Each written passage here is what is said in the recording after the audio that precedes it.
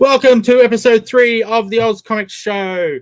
I am here with Lady Radis, and we are going to be talking to Campbell Whyte and Elizabeth. I hope I don't butcher your name, Elizabeth. Marruffo.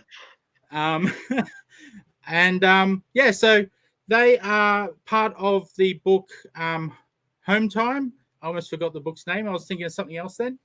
So, let's get on chatting to them. Let's go.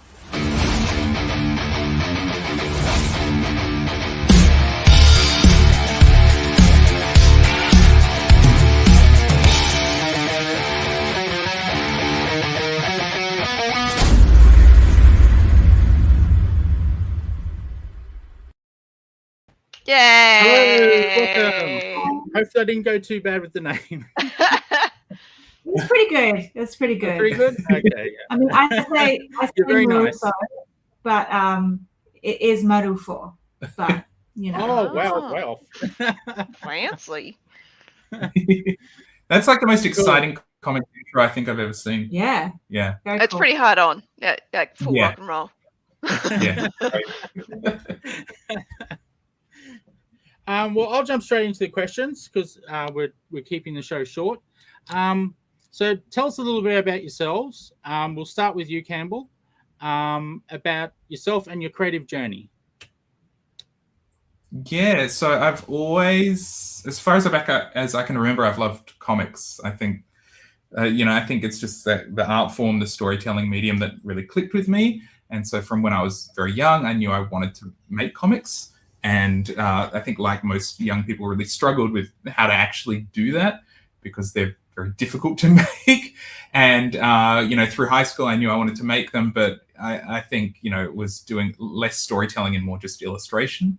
And then went to university, and there wasn't really like an illustration or comics degree you could do. So I studied visual art or contemporary art and kind of fell in love with painting and the contemporary art world and started, doing that, which is where we met. Yes. So we met at art school painting and then gradually figured out how to make comics. It took a long time, really, and for a project to click. And so, I've just been doing that and a bunch of other things. And like so you've always been in Perth, right? Yeah, I've pretty much, I've been here forever. I did a brief stint in Melbourne, like everyone from Perth does. And then Sydney. Traveled a bit. But Perth based and have always been, yeah. Yeah, sick. Awesome. And you, Beth? So for my sort of art background, I went back and studied art as a mature age student and met Campbell in the painting studios, and I kind of went down a more sort of traditional artist journey, exhibiting in galleries and volunteering in artist run spaces that were more about sort of the contemporary art world. But then just sort of in terms of comics, I'm not like a huge comics reader or maker. I see myself more like a comics enabler. And I've kind of now, from watching from the sidelines, I've also realized that I have kind of learned some things about how to make comics and what kind of comics I like. And I love that comics can just be anything, which is just very appealing to me. So I've kind of just put all of my compulsive painting and textiles making and sculpture into a comic form now. So I don't know if I'm actually like a comics maker, but the vehicle that my work is contained in at the moment is going to be a comic. So which I can't remember ever being this excited about the way a project is going to look ever, really. But in terms of my cultural background, I'm half Mexican and half English, and I moved from Mexico to England when I was little, and then from England to here. I've been here a really long time, but I think that whole magical and mysterious world of childhood still very much is something that I'm tapping into in both those other cultures with my work. Gorgeous. Oh, cool. You guys find a lot of freedom, obviously, in comic creating opposed to other mediums. Yeah, definitely. I think it's acceptance. Yeah. Yeah, Huge and I think acceptance now. yeah, and I think the community as well. Like, it's something we just talk about endlessly because we've kind of gone through this creative journey together, and we're constantly trying to unpack it. But you know, we both put a lot of weight and time and energy into that contemporary art world, and I bailed a lot sooner than you did because I was making comics and, you know, exhibiting at the same time, and it got to a point where I was like, one of these is making me really happy and the other one really isn't. And so I just washed my hands of the art world in that way. I just went, I can't do that anymore. It's kind of hard, it's soul destroying, and threw myself into comics. And it's just a beautiful space, and it's a space where, and this is something we talk about a lot, where the work is evident. Like, you can't fake a comic. There's like every comic is a miracle of love and labor, and it's there, it's evident, and you know, my hat goes off to anyone who's made a comic because it's a lot of work and they're incredible things. And yeah, there's no charlatans, there's no fakery in comics. It's all genuine, and there's not much of a barrier to entry either. So yeah, I just felt something really different when I was around comics makers that I hadn't felt of being around any other kind of artist group. And it took me, I was just really intrigued by it, and really kind of it was very overwhelming what this feeling was. And it was, yeah, just a feeling of like acceptance, genuine diversity within the group as well. Oh, yeah. And just a warmth. Like, I don't know what it was. It was just beautiful. And so that's kind of, that feeling has sustained me in my desire to just, you know, like I was saying before, enable more comics makers, and like, how do we make these spaces, and you know, like, let people know that they exist. So that was what was big for me, was watching Campbell be so alone for so long in his comics making. And it was quite heartbreaking for me to watch him not have anybody to talk to about what he was doing, to tell him how the industry worked, or if there was anything, or what the pathways were, or who was doing something similar, or there was just nothing for him. And it was very heartbreaking for me to watch. But obviously that wasn't actually the case. It was that there was no like connections that were like networking, able to be made, or networking opportunities. So we're just trying to slowly have that happen in organic ways, with just creating opportunities and spaces, and welcoming events, I guess.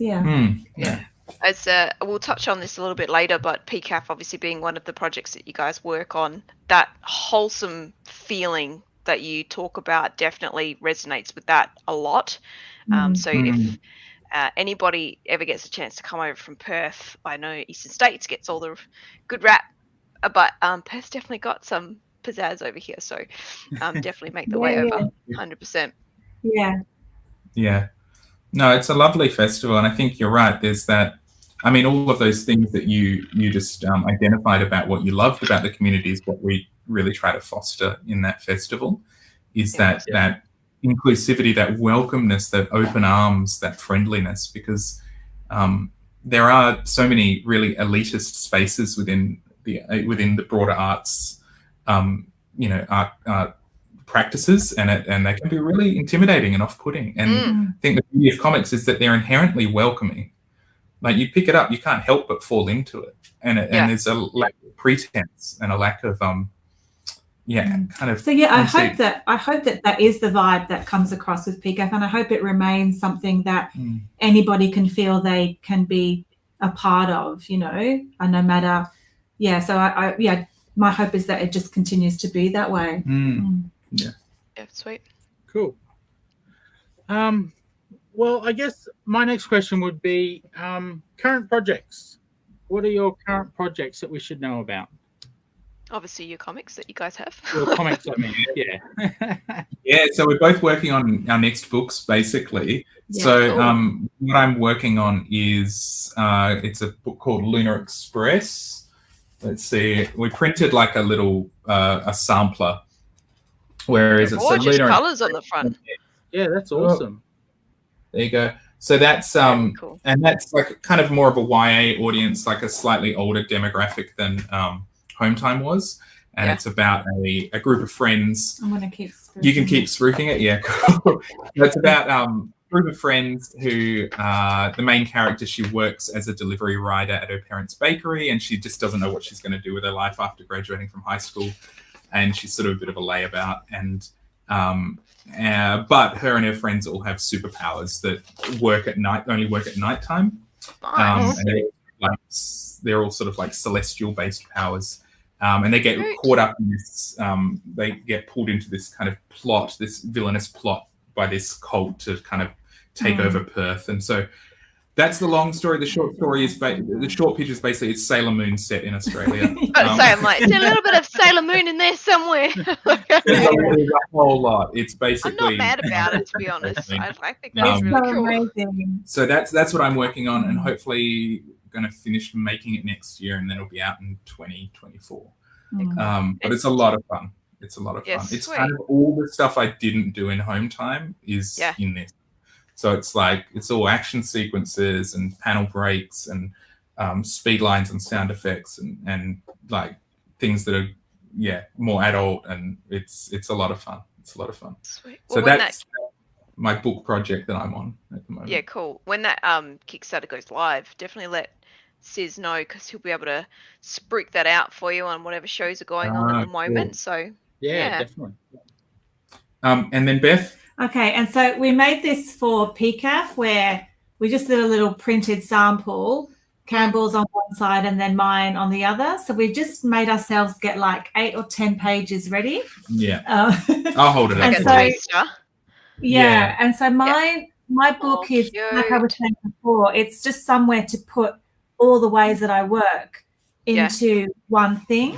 So it just kind of makes sense more so than when I've exhibited paintings in galleries. It's kind of a very impotent sort of experience where, you know, you do all this work for years and the paintings might be exhibited for like a few weeks and a few people come and that's kind of it. So for me, this is just like a better home for all of the work that I make. And it's about, it's kind of like a retelling of the Wind in the Willows story, like as a kind of scaffolding set in my hometown in Mexico, where I'm from. Oh, cool. And literally what I'm working on at the moment are these little, this is a little Hang on, I've got to bring that up. Zoom it up. flea. Hold it up. It's a little flea character who's I'll just put his little jacket on. I was about to say that his little jacket. That's very cute. Yeah. So Oh. I just realized that there needs to be like this little group of mariachi musicians who are actually little fleas. And here's his little hat. So the whole book is like Liz sculpts and felts all the and makes all the dioramas and things, and then we Here's photograph them and then here's kind of the- draw over the top. But that's kind of or is it that's her with the township that's kind of like Oh, wow. That's such a cool medium. yeah, and I guess that's like what Liz was saying earlier, that comics as a vessel, as a Yeah. vehicle, as a container, you can pour anything into it. And we Yeah. all know that. Like, you can pour autobio stories, science fiction stories, horror stories, history stories, but you can also fill it with any materiality. So yeah, you're felting all of yours, Yeah, and this it's is like that's the main Oh, character. the main character. So, it's But like- yeah, it's been, I've never written anything before. I never saw myself as like a writer or storyteller at all. But my paintings have quite strong sort of narrative elements to them, I guess. And I'm just like so happy at the moment that I'm working on something that actually makes sense rather. Oh, has that all gone? No. Yeah. So cute felted stuff. Very cute. It's awesome. But Oh. we'll have a little chat about. Can you guys see us? Yeah. Yeah, we can see you. Well, can you hear us? Oh. Nope. Oh, have we gone blank? We're having Oh. technical. Okay, That's all so right. was It kind doing of a dropped out on our spinny end. thing. Oh, there we Yeah. go. Oh, okay. Alrighty. there you are. Sorry. That's all right. Good segue. We'll go back into your, because we're keeping on track, home time. We want to talk about that a little bit. I particularly love the slow Now banana you guys slugs. are frozen. Uh-oh. Or is it just me? If it's both of Are us, we back? it's their internet. Yeah, you guys have been here. Yeah. Yeah, you're working. Oh, okay. Oh, okay. Cool. Yeah. So those are the two big projects that we're both working on, and then, then we're just in a constant state of, I guess, helping other people with their projects. Yeah. So Which it's is either awesome. through the Perth Comic Arts Festival or the Milktooth School of Art and Stories that we run as well. So that's where we do like ongoing courses in comics making for primary and high school age students, and then school holiday courses as well. So I teach comics making there, and then Liz, you teach like painting, sculpture, textiles, All the things that we do ourselves as art makers, we teach to kids from 7 till about 14 years of age. Yeah, cool. And that began from having a child of our own. We could see that we really enjoyed, like teaching and art making and like just like the wonder of that time of your Learning. life, Yeah. So that has been growing alongside the growth of our child, who's now like 14. So Wow. it did start a while ago, and I've got a 9-week-old, and I already feel I was wondering. I'm already feeling that like a need to pass on that kind of stuff. So it's incredible, like the love that you feel and just that desire to continue to pass on that information and that creativity. It's phenomenal. Yeah. And then Milktooth, like one of the main things we try to do is we think also what would we have wanted at that age, and like I loved art and I loved art making, but what I wanted to do was make comics, and there was no way to do that, and there are certain types of children, myself, I was one of them, where it's like if it's not exactly the thing I wanted to do, I didn't want to do it, and I kind of worked through that, but there are a lot of kids that are like that, where it's like, no, I want to make comics, I don't want to learn how to watercolor, I don't want to learn how to paint. We run that space, and then you think, what would you have wanted? Look, we're literally doing the exact same thing that our 7-year-old selves would have wanted to do. It's we walk into Milton and it's like, oh my God, here I am again, making tiny things for my like toys basically, or telling a crazy story, through drawings or whatever. So I relate to that a lot. I worked with the children's contemporary school in Applecross, and I did the comic art stuff there, and I found exactly the same response from the kids. Was like when I was trying to show them, like, don't be afraid to try watercolor and stuff like that, and they're like, no, I just want to draw like my favorite character in anime or comics or whatever. And I'm like, explore a little bit, but it's 100% like kids just, they want to learn what they love, and Perth just Perth didn't have that.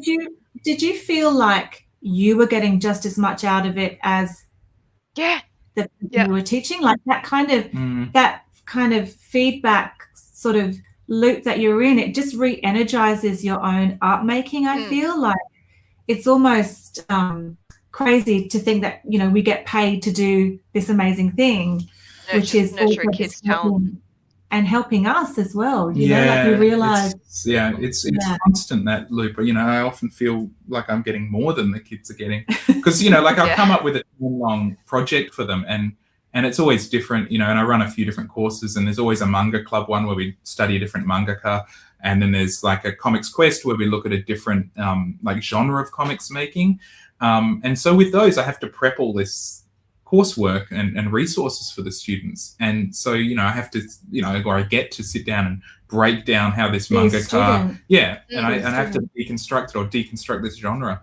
And so then it's just in the back of my head. And you've noticed it with Lunar Express especially, like all of that is just come out of me now, it's because gone through him and come out in a Campbell a Campbell Wow. way of doing that manga. You because It's like amazing. with home time, you know, I set really quite tight kind of parameters and borders and restrictions on aspects of it. You know, like I Yeah. set very rigid rules that I wouldn't break. And but in the meantime, all these years I've been teaching kids how to break those rules and do all sorts of other things. So now I'm getting to do it, which is a lot of fun. And Yeah. You're living And, vicariously through these children, which is amazing. Totally.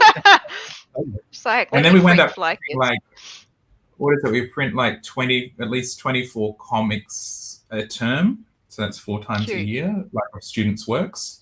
And then, yeah, we do some anthologies where the students, if at the moment, one of my courses is they're all studying ancient Greek mythology. So each student is adapting an ancient Greek myth. So we're going to put that in an anthology. So it's like, you know, 16 myths in the book. And Yeah. so, And yeah, then we print a having lot of. having something in print as well, like a tangible item for a kid to be like, oh my God, my Yeah. art's printed. I'm holding it. amazing. It's huge. It's a huge Yeah. step.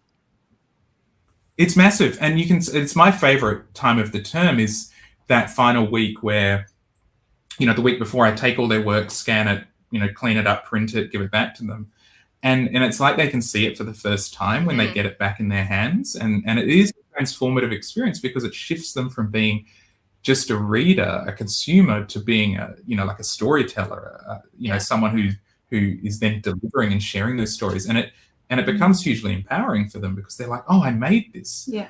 And it's also an act of, you know, a moment of, I guess, forgiveness as well for themselves, because they can be quite hard on themselves all term. Yeah. You know, this isn't good enough. I need to get better at this. Oh, this isn't going to work. And then, you know, they get it back and they're like, oh, it did work. And now there's this great thing. And you know, when they finish that loop cycle of that fear, getting over that and getting it back, then it like starts that whole process. Yeah. It's also for them to be reminded that adults feel exactly the same way. It doesn't matter when you're starting the journey, like it's going to happen, that loop is just going to continue on in that fear. But it's all about moving through it and working through it and being rewarded at the end, which is awesome that you guys are initiating that sort of reward for kids, which is huge. Yeah. Yeah. And then sorry. No, you're right. Yeah, keep going. I was going to say part of PCAF, you know, one of the reasons for PCAF is sort of like, it's that next step, you know, that it serves a whole bunch of people within the community.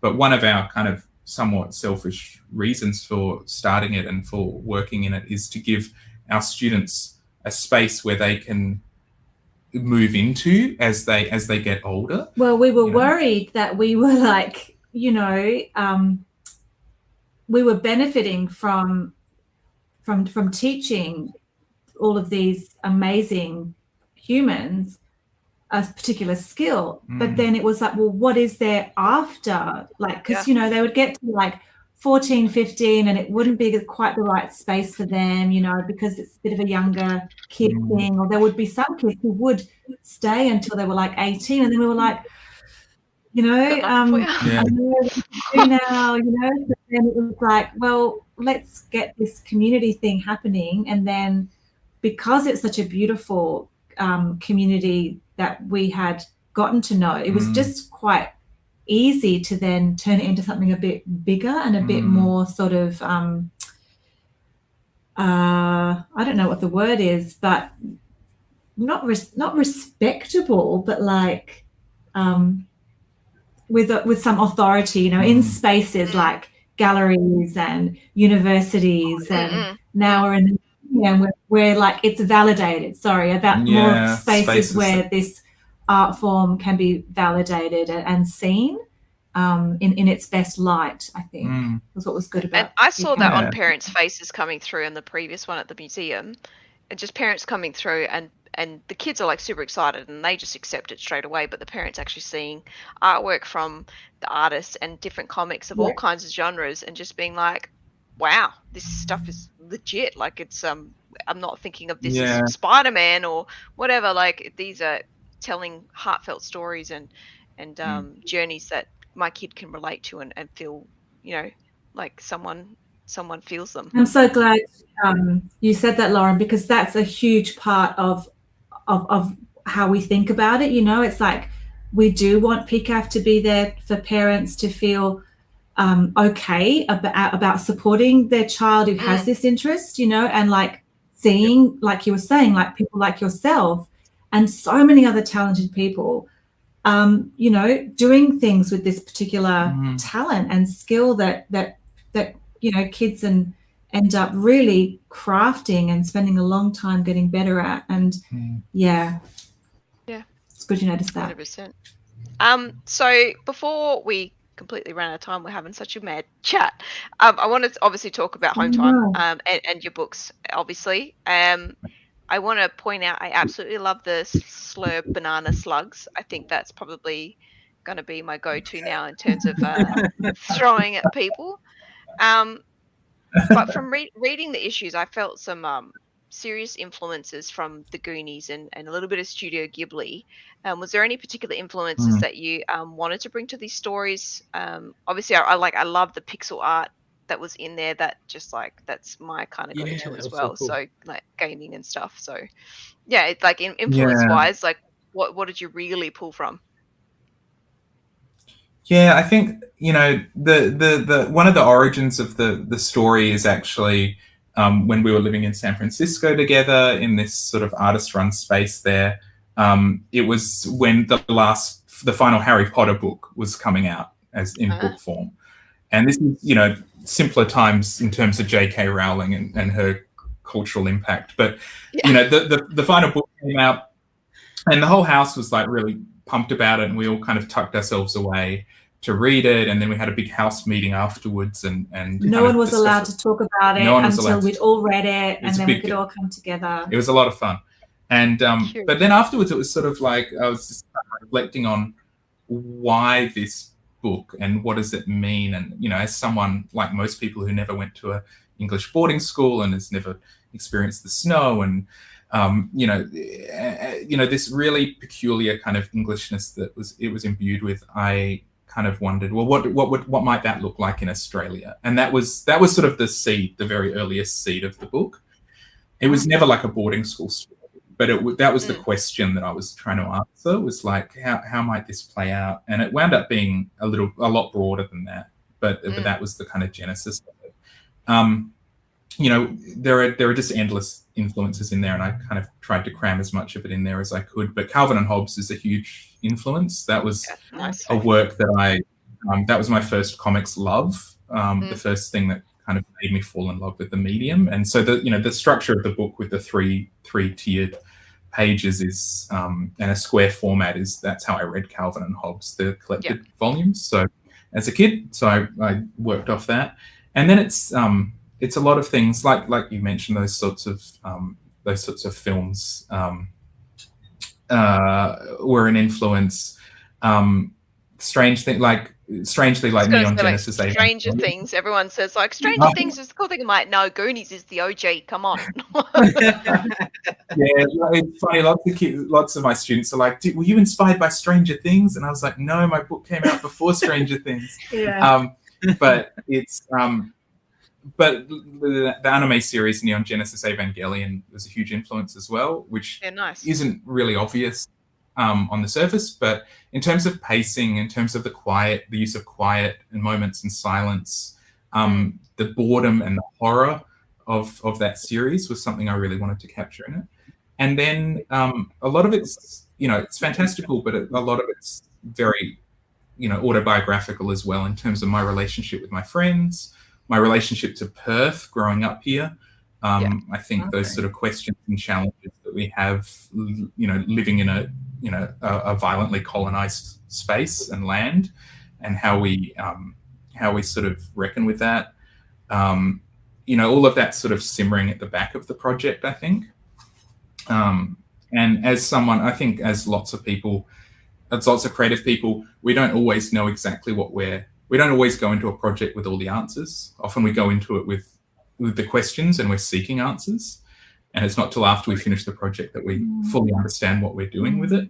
And so, I think, and another great example of that is at the time when I did the project, the way I structured it with the different art styles and the different character focuses, I did that because I knew I'd go mad if if I had to draw in one art style for the whole time. That was going to be one of my 'cause I love questions about the art styles. Yeah. But at the time, like, I knew I had to do it to get through such a big project, but I didn't know why. But it's only recently, like, I've been diagnosed with ADHD, where I'm like, oh, that's why I couldn't have done it. Makes sense. So it was a way of, like, me understanding on one level myself and what I need, but not until well after the project's finished that I actually realized why. So yeah. Nice. Cool. Sis, go on for AusComX. Sorry, I didn't want to interrupt. Okay. Well, this show is all about Australian comics and Australian creators like yourselves. So, as two of you, what would you like to see from the Australian industry in the future? Comic industry, that is. Editors, right? Yeah, that makes sense. And the thing is, like, at Milktooth, we're like training up a whole bunch of really comic literate kids. So there could be this like explosion of, Awesome. of visual literacy. I don't know. I think the folio project's been amazing to in terms of collecting what's happening at the moment. Maybe for me personally, it will be more spruiking of that. If you know, like more education about what has happened in that folio project. Yeah. I mean, I don't really know all that much, but I think in terms of editors, I think, you know, maybe what you're alluding to as well is like comics literate editors or comic specific editors embedded within larger publishing houses. Sorry, that's what I meant. So you know, often, you know, we're starting to see like more mainstream publishers dipping their toes into comics making, but they don't often have the editorial staff to actually support it or to see Scholastic being like going in that direction, I reckon. Yeah, and I think it's going to be interesting because it's going to happen. Like, it's happening in the States, it's going to happen in Australia, and it's going to be interesting to see which works get picked up, which works get validated, which creators get opportunities out of that, and what direction the Australian publishing industry wants to take it, because the YA middle grade sort of audience and younger readers is really a really ripe demographic. But I think the publishing industry, the broader one, needs to really have a good think about where all those readers are going to go. Because, you know, there's a whole generation of like eager, voracious comics readers and makers who grew up on Raina Talgamia and Dav Pilkey, who are like raring to go. And once they hit a certain age, either they've got to, like, the mainstream publishers aren't publishing comics works for them. And I think that's going to be a missed opportunity. I can't see them catching up. I can't see them putting out enough work and investing enough in that market. And we see that, like, mainstream publishers broadly outside of comics lament this all the time. They go, oh, look, kids love reading picture books. Kids love reading chapter books. And then we see this big drop off in readership as soon as, well, what happens? They take the pictures out of the books. It's like the answer, obviously, like, it's in there. It's obvious, intriguing, right? Like, you've grown these kids, you've trained them up to read picture books with beautiful pictures, chapter books with delightful pictures, and then you get rid of the pictures and they don't want to read anymore. And it's not a huge mystery. It's, I wonder what's happened. And it's legitimized. So that's one thing I totally agree with. The other thing is there's a part of me that would love to see comics just being broadly more included in literary awards across the country, mainstream literary awards, and also in mainstream book festivals and literature festivals, writers' festivals, and not included as some sort of weird ghettoized art form for the kids, where it's like, no, they are included on panels on autobiography, and they're included on panels on crime, and they're included on this panel, and not as just like a fun little aside. We are fun. That's great. Well, there's that too, But we want to be recognised for this fun. Thank you very much. It's talented fun. It's highly talented work, and it needs to be validated and respected, and that's what I'd like to see. Cool. Well, on a more personal note, for each of you, what would be your 5-year plan from like looking forward for what you're doing with comics? 5-year plan. Do you want to go? So, I think because Milktooth and our teaching selves are such an important part of who we are and what we do, I kind of think of it in like, because we've got a 5-year lease on our rental for the business. So it's like, okay, we will do another 5-year plan after that. But I guess for me, it would be, you know what, I would like my book to be a thing in the world, but I actually don't really care too much if it isn't, because I'm having such a great time making it and having it collected in this form. And in terms of more books, what I think I'd like to see are some of the courses that I run and the art techniques that I teach incorporated into a comic form, somehow book about the artist lives that I research. So that's part of my 5-year plan in terms of more books, because I think I'd quite like to see the things that we do at Milktooth being able to reach a wider audience, to be a little bit more accessible in terms of if someone wants to learn that skill and learn about that artist. That's what I'd like to see for in terms of a 5-year plan for comics in particular. Because all of your courses are like you focus on a different artist with each, so it's like, you know, this term, it's like Marie Laurence Son, and you're looking at the life and times of her and her techniques and her peers, and so like wrapping that around comics, or telling that life story in a comics with stuff would be really amazing with techniques. And the plan also is to have maybe PCAF be run by other people who could hopefully get paid to do it. So we do it. That's our volunteer commitment, and it's quite a lot of hours every week that we spend on PCAF. So it would be nice to have that sustainable somehow in terms of finances. So people who actually are experts in running events and doing marketing can actually do that, and we can not sort of do that. I think that'd be great. And then for myself, it's like I've got Lunar Express that will hopefully be done by end of next year. I'm also currently drafting my book that comes after that, which hasn't been announced yet. So I've kind of got 2 that I'm balancing at the moment. And then there's a bunch of projects I've got like on my wall. You can't talk about something. There's some other. Simon, you're on NDA, right? Kind of NDA stuff, which is exciting. But then I've got on my wall like a bunch of projects that you got to stay alive for a long time.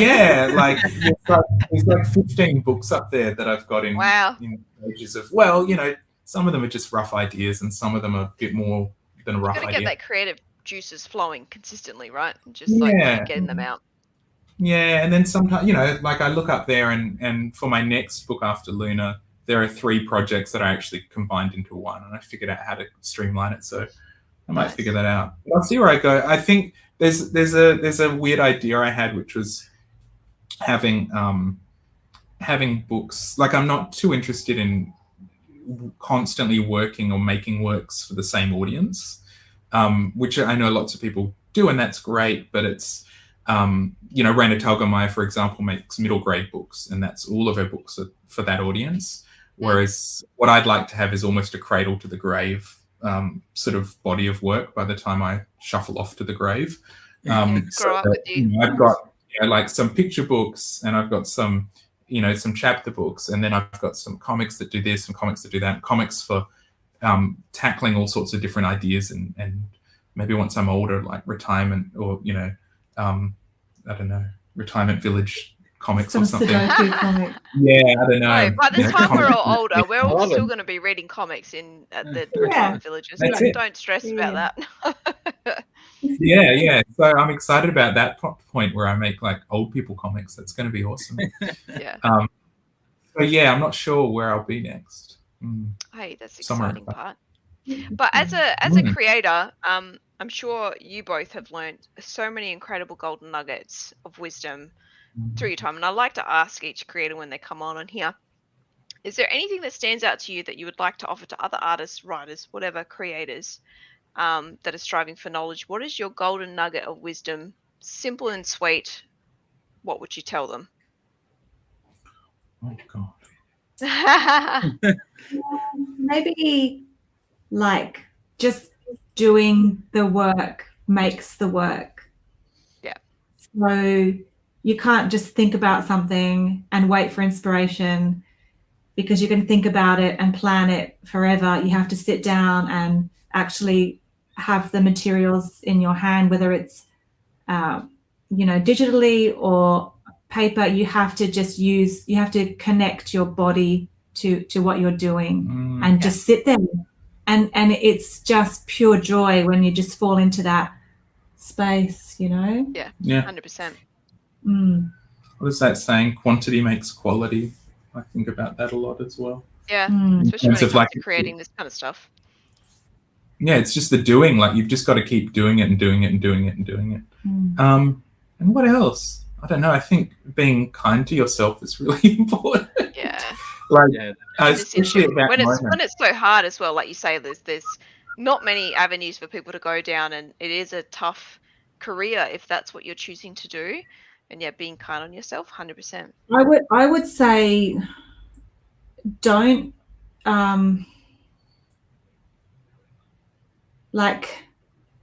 don't count on it to make you money. Like, number one,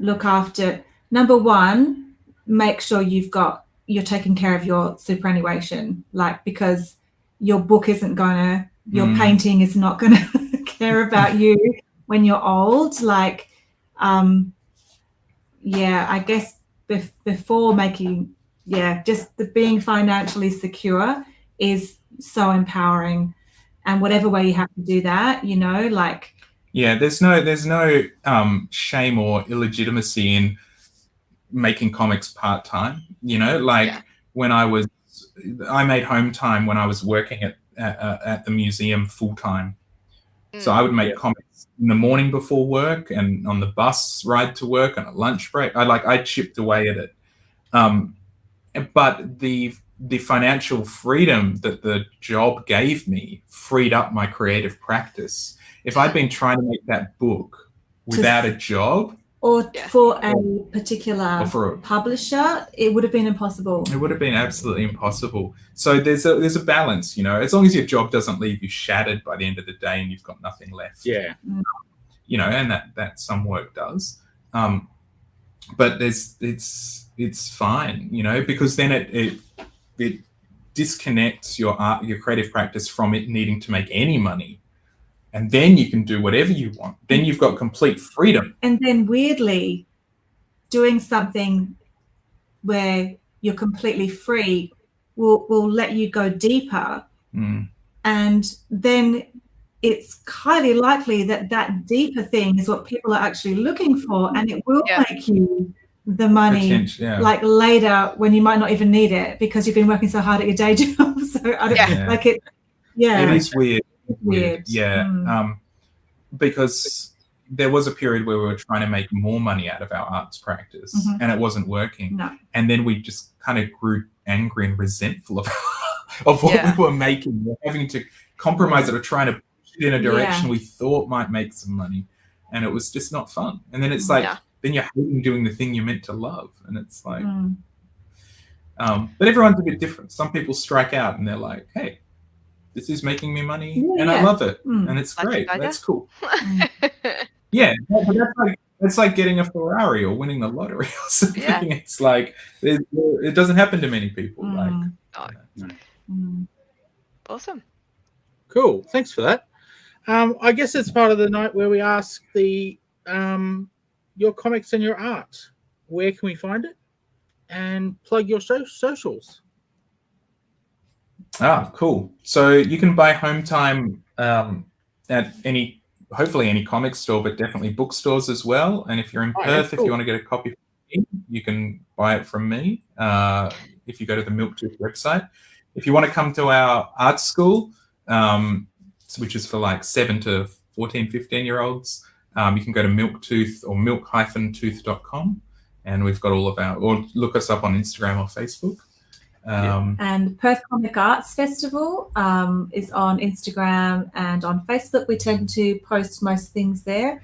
We have just announced our AGM is happening on November the 8th or 6th or 8th. Oh, cool. So we're looking for more members, and if you'd like to be involved in the committee, you're very welcome to be. This we haven't actually. Where can people get that? We're kind of just giving it out for free. Yeah, people are just Free we had Buy it. a copy of Home Time and you'll get one. No. Yeah, we can definitely throw one in. You can pick up a copy of the Tailtown newspaper, which we didn't talk about as well. That's at the State Library. If you go to the front desk, State Library of WA, cool. and that's 11 comics by Perth comics makers. It's free, and it's all comics about the pandemic. There's ours. Liz did a comic that's an homage to George Herriman, who did Crazy Cats, and then I did a comic that's an homage to Little Nemo in Slumberland. Cool. But yeah, comics about the pandemic experience, which is pretty cool. And Instagram, you're posting again on Instagram? Yeah, I make like little mini comics on Instagram and do a bit of Lunar Express preview work on there, and then you're posting all your little sculptures as they get I'm doing behind the scenes, like kind of stuff. Yeah, it's like when there used to be DVD extras. It's like that. Yeah. Well, we'll put all those details in the comments, or the details of the YouTube video. I'm sure you'll pop that on there. But oh my God, thank you both of you for such a wicked. Was it 45-50 minutes? It's been an absolute pleasure. So nice to have you on, and absolutely love that you guys are just like want to nurture people and nurture the industry as well. Like that is a huge thing, especially for comics and looking at the indie industry 100%. So thank you so much for coming on. It's so exciting. Yeah, it really is. And it's a bit selfish because we just want to read more as well. So it's yeah. You guys were a perfect guest for this avenue and this channel, so thank you so much. And Sis, I will leave it to you to wrap it up.